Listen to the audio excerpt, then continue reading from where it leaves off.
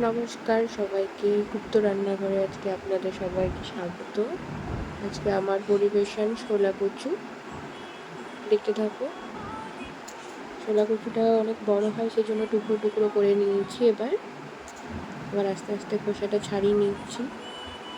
একদম শেষের অংশটুকু একটু নরম হয় বলে সেটাকে আর নেব না, শক্ত অংশটুকু কেটে নেব ডুমো ডুমো করে।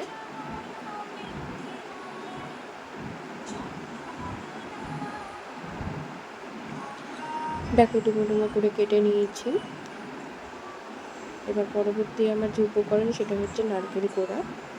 তাই নারকেলটাকে এবার আমি কুড়িয়ে নিচ্ছি। নারকেল কোড়া হয়ে গেলে ছোলা কচুটা আমি খুব ভালোভাবে ধুয়ে নেব।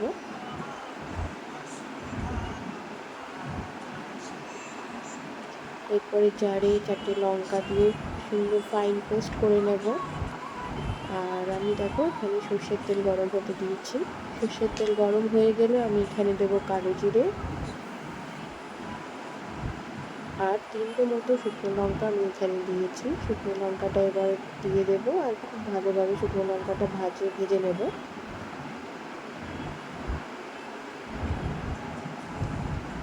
শুকনো লঙ্কা ভাজা হয়ে গেলে এবার কাটা ছোলা কচুটা আমি দিয়ে দেবো।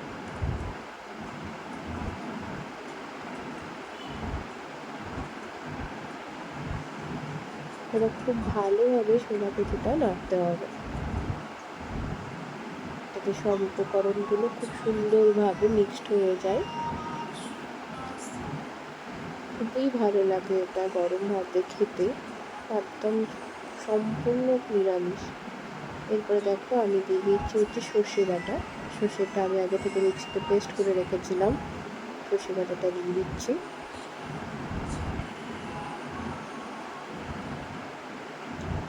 সর্ষে বাটাটা দিয়ে দিলে খুব ভালোভাবে যাতে মিশে যায়, সেই জন্য ভালোভাবে একটু নামিয়ে নেব।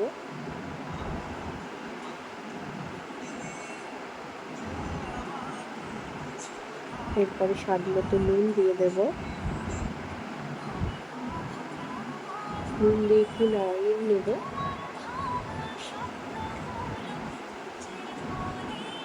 তারপরে আমি দিয়ে দেবো একটু চিনি।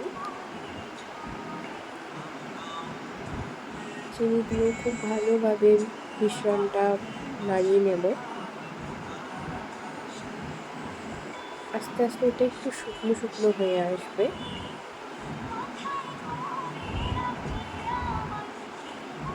এরপরে আমি দেব আমার শেষ উপকরণ, সেটা হচ্ছে নারকেল কোড়া। নারকেল কোড়া দিয়ে দেব। নারকেল কোড়া দিয়ে আবার খুব ভালোভাবে নাড়িয়ে নেব, যাতে নারকেল দিয়েছি সেই জিনিসটা যাতে বোঝা না যায়। দেখো একদম মিক্সড হয়ে যাবে সুন্দরভাবে।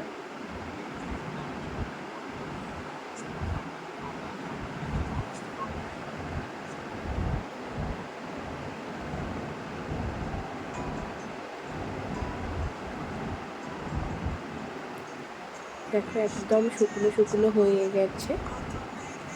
এরপরে আমি এটাকে নামিয়ে নেব আর সুন্দর সুন্দরভাবে গরম ভাতে পরিবেশন করো, দারুণ লাগবে।